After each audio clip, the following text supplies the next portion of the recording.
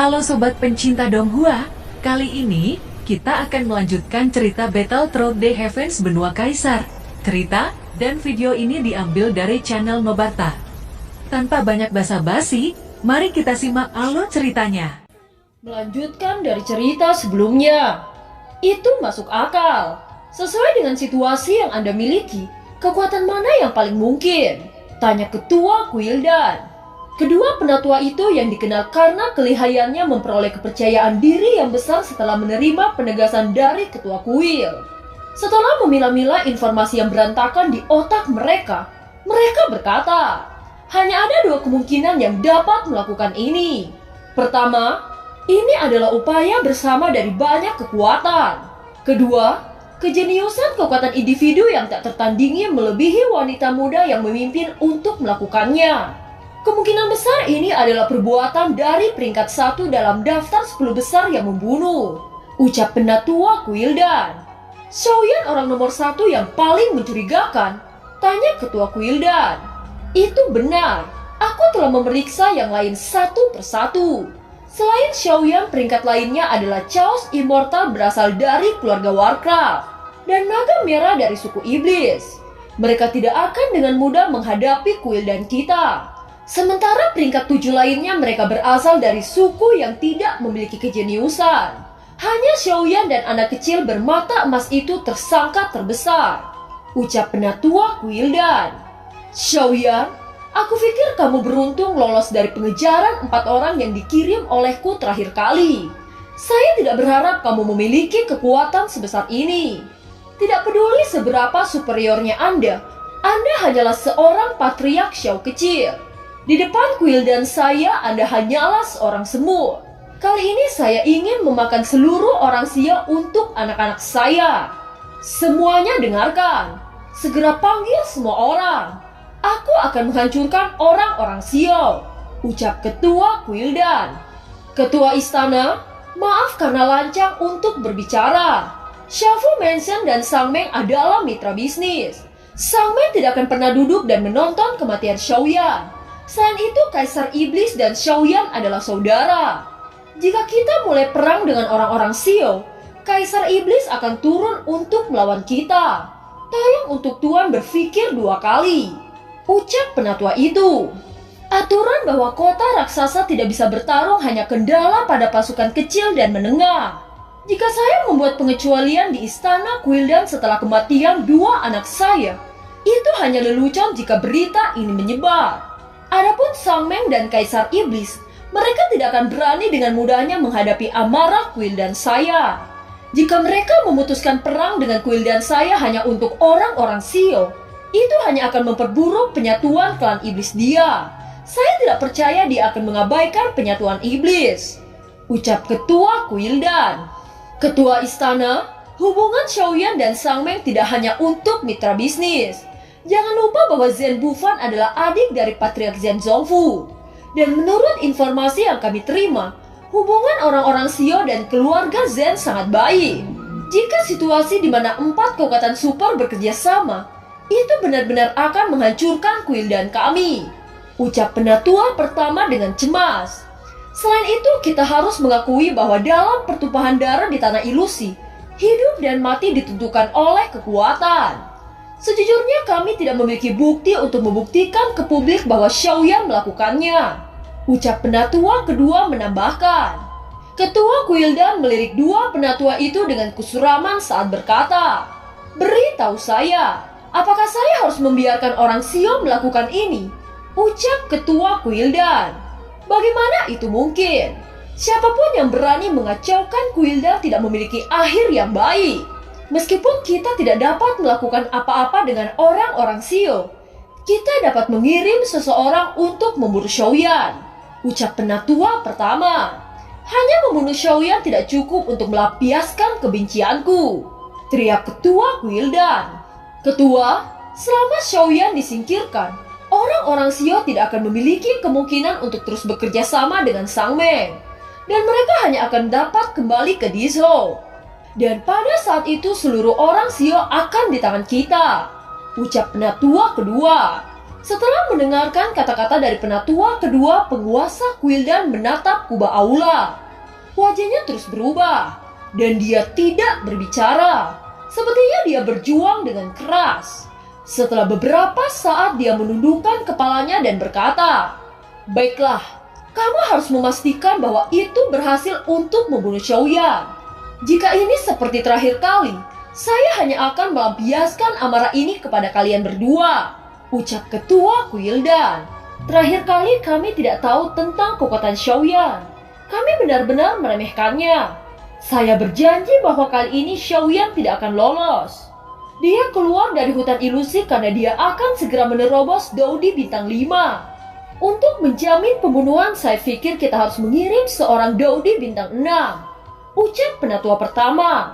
Penatua kedua setuju dan menambahkan, untuk memastikan bahwa dia akan terbunuh, kali ini kami mengirim 2 Daudi dengan kekuatan bintang 6 puncak. Bahkan jika dia memiliki pembantu, dia akan tetap mati, ucap penatua kedua. Segera memperkuat pemantauan keberadaan Xiaoyan. Saya ingin melihat kepala Xiaoyan. Semakin cepat semakin baik, ucap ketua Quildan. Ketua Quildan memberikan kata ini dengan dingin dan pergi meninggalkan kerumunan yang tulus dan takut. Pada saat yang sama, scene berganti di aula markas iblis jiwa. Hutan ilusi ditutup, namun mengapa Soul Shadow tidak kembali? Apa yang sebenarnya terjadi? Teriak ketua iblis jiwa. Sepertinya Soul Shadow telah menderita secara tak terduga. Namun kami tidak tahu siapa yang melakukannya, ucap penatua iblis jiwa. Soul Shadow adalah jenius super yang tidak ada bandingannya di klan. Bagaimana mungkin dia dibunuh oleh seseorang dengan batas kekuatan Daudi di bintang 4? Kekuatan mana yang bisa melakukannya? Beri saya jawaban, teriak ketua iblis jiwa. Menurut laporan dari mata-mata, Dan Bingyan merupakan seorang dengan kekuatan jiwa yang kuat juga tidak kembali ke Quildan. Apakah hilangnya Soul Shadow karena konflik dengan Dan Bingyan? Ucap penatua pertama. Selama Dan Bingyan tidak memprovokasi Soul Shadow tidak mungkin menyerang Dan Bingyan. Bahkan jika mereka bertarung, Dan Bingyan tidak cukup untuk memberikan ancaman kematian kepada Soul Shadow, ucap penatua kedua iblis jiwa. Tujuan Soul Shadow memasuki hutan ilusi untuk membunuh Xiaoyan. Tapi sekarang Xiaoyan masih hidup dan utuh. Saya mendengar bahwa dia bahkan menempati peringkat pertama dari pembunuhan. Saya curiga hilangnya Soul Shadow dilakukan oleh dia, ucap penatua pertama iblis jiwa. Aku pikir itu adalah dia. Namun mengapa Mimin tidak membahas pertarungan singkat mereka? Tanya penatua kedua iblis jiwa. Dikarenakan bahwa tetangga sebelah banyak drama dan Mimin malas untuk mengurus hal seperti itu. Biarkan Mimin skip pertarungan singkat Xiaoyan dan Soul Shadow, supaya tidak ada sedikit pun kesamaan dan fokus ngedongeng, ucap penatua pertama. Ketua iblis jiwa mengangguk dengan dingin. Dia berkata, Xiaoyan berulang kali merusak rencana kami di Dizhou, bahkan telah menyebabkan kematian 5 tentara kami. Sekarang dia membunuh Soul Shadow. Bajingan kecil ini harus mati. Kalau tidak, dengan potensi yang dia tampilkan, masa depannya pasti akan menjadi batu sandungan terbesar bagi iblis jiwa saya. Penatua pertama, Anda segera mengirim penilaian kekuatan Xiaoyan ke aliansi bayangan. Minta mereka memberikan perintah khusus kepada Xiaoyan. Jangan lewatkan meremehkan kekuatan Xiaoyan seperti terakhir kali, ucap ketua iblis jiwa. Setelah ketua iblis jiwa selesai berbicara, perlahan-lahan dia menutup mata dan tidak lagi membuka mulut. Sosok di aula secara bertahap menyebar. Scene berganti di bagian dari aliansi bayangan. Ketua aliansi bayangan melirik dokumen yang baru diterima. Dia mengerutkan kening dan berkata, dari informasi yang dikirim oleh iblis jiwa, kita benar-benar perlu melebih-lebihkan Xiaoyan. Namun aliansi bayangan memiliki aturan aliansi bayangan, ucap ketua aliansi bayangan. Kali ini ia dapat mengeluarkan hingga 2 perintah pembantaian tingkat 2. Bagaimana Daudi bintang 6 tahap akhir melawan seorang Daudi yang naik ke tahap awal bintang 5? Apakah ini tidak terlalu dilebih-lebihkan? Tetapi pemimpin aliansi bayangan segera mendengus dingin saat memikirkan Xiaoyan. Dia meremas jari-jarinya dan kilatan kemarahan melintas di matanya. Dia berkata, "Xiaoyan, kamu dapat membuat aliansi bayangan kita gagal dalam misi pertama dan membuat iblis jiwa kehilangan seorang jenius yang sangat mereka cintai. Ini adalah kemuliaanmu tetapi juga kemalanganmu. Kali ini Anda akan mati," ucap ketua aliansi bayangan. Scene berganti ke tempat klan Zen atau yang disebut keluarga Zen. Patriark Zen yang bernama Zen Zongfu duduk di kursi pemimpin. Dia bermain-main dengan batu giok di jari-jarinya. Tetapi di balik itu matanya dipenuhi dengan amarah. Para penatua yang duduk di kedua sisi tidak mengatakan apa-apa. Mereka hanya melihat seorang pria berbaju putih biru yang berlutut putih di tengah aula dengan sedikit penyesalan di matanya. Pria berbaju putih biru itu adalah Zhen Jian yang kembali dalam pertempuran hutan ilusi itu. Tetapi pada saat ini ia tidak memiliki kesombongan. Dia tampak seolah kosong dengan fakta yang sudah dia alami. Zhen Zongfu berkata dengan marah, "Saya memiliki harapan besar bagi Anda selama pembunuhan di hutan ilusi itu. Dan saya harap Anda dapat memenangkan kemuliaan bagi keluarga Zen saya dan mengalahkan beberapa orang jenius yang tak ada bandingannya," ucap Patriark Zen Zongfu. Suaranya sangat rendah tetapi penuh dengan bobot. Dia melirik Zhen Jian dan berkata lagi, "Saya tidak pernah membayangkan bahwa kamu akan kalah di tangan Xiaoyan sebelum melawan jenius tak tertandingi lainnya. Dan sekarang kamu hanya mabuk setiap hari tanpa termotivasi. Bagaimana patriark baru sebuah keluarga yang berafiliasi dengan keluarga Zen mengalahkan kejeniusan tak tertandingi dari keluarga Zen? Juga membuat jenius keluarga Zen yang tak tertandingi saya dihapus," ucap Zen Zongfu. Pada akhirnya kemarahannya tak terbendung, dan jari giok di tangannya pecah menjadi fragmen yang tak terhitung jumlahnya. Mendengar kata Xiaoyan, Zhen Jian mengangkat kepalanya dengan tajam. Kemarahan tiba-tiba muncul di matanya, tetapi sayangnya itu hanya sekilas. Matanya tiba-tiba menjadi redup. Zhen Jian dicintai oleh semua penatua sejak usia dini. Para penatua di samping dengan tergesa-gesa memohon kepada Patriark Zen saat berkata, "Patriark, tolong jangan marah. Sekarang ia dalam keadaan lemah. Kami tahu betul bagaimana karakternya. Dia tidak akan seperti ini jika dia tidak sangat terpukul. Selain itu, kita masih harus mendengar cerita tentang kejadian di hutan ilusi," ucap penatua pertama. "Pergilah dan panggil para penjaga yang ikut di dalam hutan ilusi," ucap Patriark Zen Zongfu. Setelah beberapa saat, 4 murid keluarga Zen dengan pakaian putih dibawa masuk oleh penatua.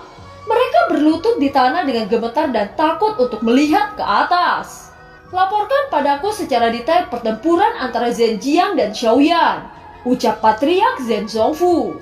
Di bawah paksaan Zen Zongfu yang tak terlihat, seorang murid dari keluarga Zen menyeka keringat dingin di dahinya. Dengan paksa mengangkat kepalanya dengan rasa takut di dahinya melirik Zhen Jian dan mencuri pandang pada Zen Zongfu sebelum berkata, "Pada saat itu kami bertemu Xiaoyan secara kebetulan.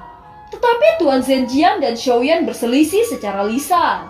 Hingga pada akhirnya mereka berdua bertaruh. Kami tidak pernah berpikir bahwa Xiaoyan terlalu kuat. Tuan Zhen Jian juga memamerkan teknik pedang sebilang kaisar," ucap murid itu dengan gemetar. "Lanjutkan," ucap Patriark Zen Zongfu. 5 gaya pertama Tuan Zhen Jian dikalahkan oleh Xiaoyan. Kemudian Tuan Zhen Jian tidak mau menerimanya dan mendesak gaya ke-6, ucap murid itu. Para penatua dan Zen Zongfu langsung terkejut mendengar ini. "Gaya ke-6, ucap penatua pertama keluarga Zen. Tuan Zhen Jian memang menggunakan gaya ke-6, tetapi dia tidak bisa sepenuhnya mengendalikannya dan tidak bisa menunjukkan kekuatan penuhnya," ucap murid itu. "Ini sungguh luar biasa. Anda dapat mendesak bentuk ke-6 dari 9 pedang kaisar di usia muda," ucap penatua pertama keluarga Zen. Tetapi begitu kata-kata itu jatuh, dia merasakan keheningan tiba-tiba di aula dan segera menyadari bahwa dia telah mengatakan sesuatu yang salah. Dan dia batuk beberapa kali untuk membuka topi. Apa yang terjadi setelah itu? Tanya penatua pertama dengan ekspresi canggung. Hasilnya masih gagal, ucap murid itu. Gaya keenam masih gagal. Mata Zhen Zongfu melebar. Dia berdiri dengan spontan. Kekuatan Daodi di bintang 8 tiba-tiba pecah. Dan 4 murid keluarga Zhen tiba-tiba memuntahkan seteguk darah. Murid keluarga Zhen yang berbicara kembali tidak peduli dengan luka-luka di tubuhnya. Dia dengan tergesa-gesa menjelaskan kepada Zhen Zongfu sambil memegang dadanya. Para bawahan tidak berani menyembunyikan apapun. Itu adalah kekalahan yang mengerikan. Jika bukan karena Xiaoyan mengakhiri pertarungan, Tuan Muda Zhen mungkin terbunuh di tempat, ucap murid itu. Zhen Zongfu kembali duduk dan menekan amarahnya. Wajahnya suram saat memikirkan semua ini. Betapa kuatnya gaya keenam keterampilan 9 pedang kaisar. Tetapi Xiaoyan bisa memenangkan gaya keenam, yang membuktikan bahwa Xiaoyan pasti dalam pertempuran dengan Zhen Jian. Kekuatan ini terlalu menakutkan. Tidak heran Zhen Jian akan kehilangan semangatnya. Setiap orang yang memahami masalah itu terdiam. Dan film pun berakhir. Terima kasih telah menyimak dari awal sampai akhir ya. Sampai jumpa.